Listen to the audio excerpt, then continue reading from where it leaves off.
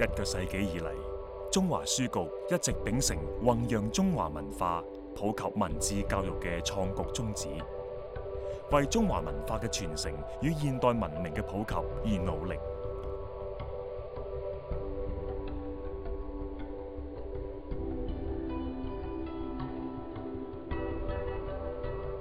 1912年元旦，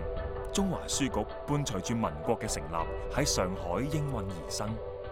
創辦人陸輝葵先生認清時局，認為國家要進步，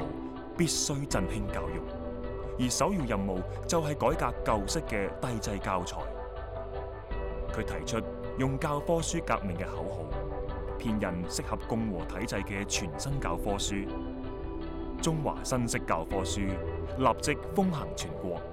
從此奠定咗中華書局喺近代中國出版界嘅地位。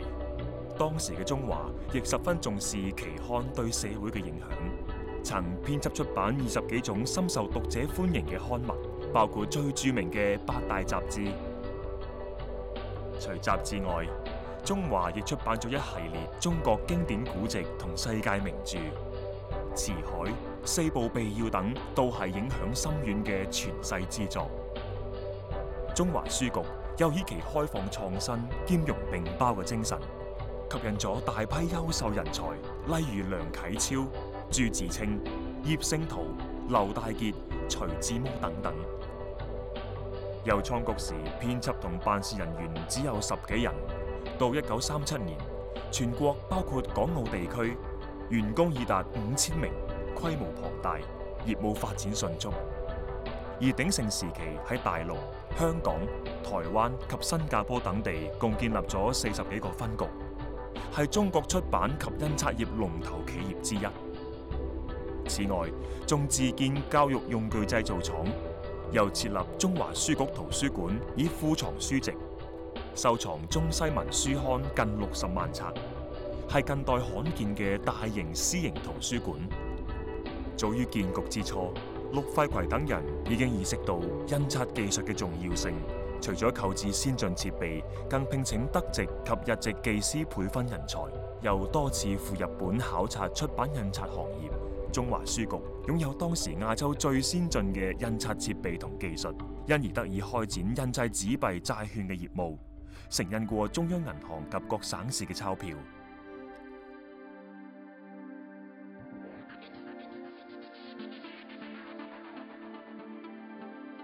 中華書局早於1927年便成立香港分局。1934年，九龍印刷分廠建成投產，佔地17畝，更擁有德國製全球最新嘅印鈔機。1937年，抗日戰爭爆發，陸輝葵親身到香港主持總辦事處嘅遷移工作。當時嘅香港因為相對穩定，並擁有遠東第一嘅先進設備，一度成為供應內地圖書嘅印刷基地。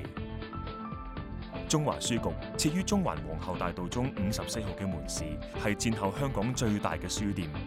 之後陸續擴展，70年代設立油麻地分局，上世紀末則喺荃灣廣場同將軍澳開設分局。除經營門市零售外，香港中華更致力開拓出版領域，聯同富線品牌、中原社、開明書店、非凡出版同學生書店，為讀者出版各類優質圖書，例如老中青3代香港人都用過嘅《中華新字典》及各類工具書，又如中學生必讀嘅《唐山大地震》及其他文化讀物。當中多套大型叢書由於內容豐富、印刷精良，更屢獲殊榮，贏得多個印藝大獎。